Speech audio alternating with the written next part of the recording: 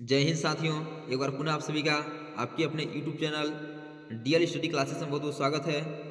आज हम पॉलिटी से बनने वाले क्वेश्चनों को लेके आए हैं जो कि बार बार एग्जाम में पूछे जाते हैं। जिस भी एग्जाम में जीके जीएस पूछा जाता है उस एग्जाम में पॉलिटिक्स से ये क्वेश्चन बार बार पूछे जाते हैं। तो चलिए देखते हैं कि किस प्रकार के क्वेश्चन हमारे एग्जाम में पूछे जाते हैं और उन क्वेश्चनों में से हम कितने क्वेश्चनों को सही कर पाते हैं। इसमें पहला क्वेश्चन है, भारत में कार्यपालिका का अध्यक्ष कौन होता है? राष्ट्रपति, प्रधानमंत्री, विरोधी दल का नेता या मुख्य न्यायाधीश? तो भारत में कार्यपालिका का अध्यक्ष राष्ट्रपति होता है, इसलिए ऑप्शन नंबर ये करेक्ट आंसर हो जाएगा, राष्ट्रपति। अगला है कि भारतीय संविधान के अनुसार देश का प्रथम नागरिक कौन होता है? प्रधानमंत्री, राष्ट्रपति, उपराष्ट्रपति या लोकसभा अध्यक्ष? तो इसका करेक्ट आंसर हो जाएगा ऑप्शन नंबर बी, दूसरा, राष्ट्रपति। अगला क्वेश्चन है कि भारत का राष्ट्रपति बनने के लिए न्यूनतम आयु कितनी होनी चाहिए? 20 वर्ष, 25 वर्ष, 30 वर्ष या 35 वर्ष? तो भारत का राष्ट्रपति बनने के लिए न्यूनतम आयु 35 वर्ष होना चाहिए, इसलिए 4 करेक्ट आंसर हो जाएगा। इसी क्रम अगला क्वेश्चन है कि राष्ट्रपति पद के उम्मीदवारों के लिए अधिकतम आयु कितनी होनी चाहिए? 65, 70 या 75 या कोई आयु सीमा नहीं? तो इसका करेक्ट आंसर हो जाएगा ऑप्शन नंबर 4, कोई आयु सीमा नहीं। इसी क्रम अगला क्वेश्चन है कि एक व्यक्ति राष्ट्रपति पद के लिए अधिकतम कितनी बार निर्वाचित हो सकता है? 2 बार, 3 बार, 4 बार या कोई सीमा नहीं? तो एक व्यक्ति राष्ट्रपति पद के लिए कोई सीमा नहीं है, इतनी बार निर्वाचित हो सकता है, इसलिए ऑप्शन नंबर 4 करेक्ट आंसर हो जाएगा। अगला क्वेश्चन है कि राष्ट्रपति के पद के निर्वाचन हेतु कौन सी पद्धति अपनाई जाती है? संचयी मत पद्धति, सूची पद्धति, सापेक्ष बहुमत पद्धति या एकल संक्रमणीय पद्धति?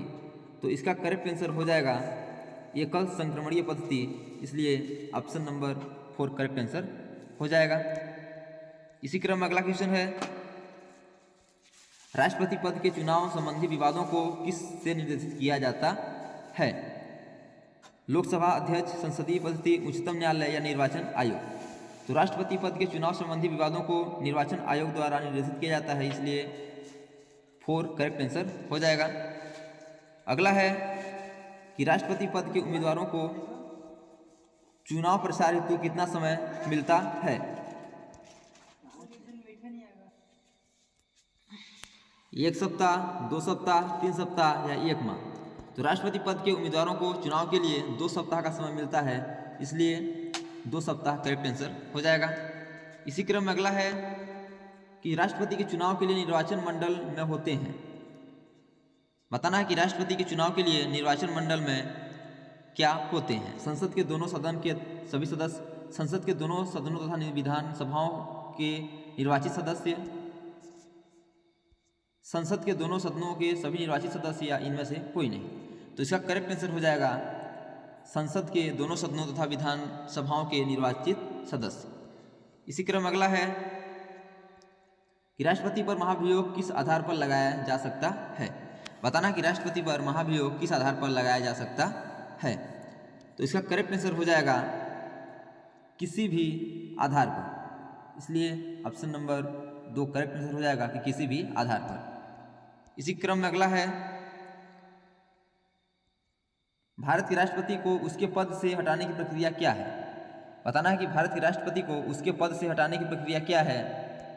तो यह है सर्वोच्च न्यायालय का निर्देश, इसलिए ऑप्शन नंबर 4 करेक्ट आंसर हो जाएगा। इसी क्रम अगला है कि राष्ट्रपति पर महाभियोग की प्रक्रिया किस देश के संविधान से ली गई है? जापान, कनाडा, अमेरिका या आयरलैंड? तो इसका करेक्ट आंसर हो जाएगा ऑप्शन नंबर 3, अमेरिका। इसी क्रम अगला है कि राष्ट्रपति पर महाभियोग लगाने के लिए किसी भी सदन में कम से कम कितने दिन पहले लिखित सूचना दी जाती है? तो इसका करेक्ट आंसर हो जाएगा 14 दिन, इसलिए ऑप्शन नंबर 3 करेक्ट आंसर हो जाएगा। इसी क्रम में अगला है कि राष्ट्रपति को पद और गोपनीयता की शपथ कौन दिलाता है? महाधिवक्ता, प्रधानमंत्री, अटॉर्नी जनरल या भारत का मुख्य न्यायाधीश?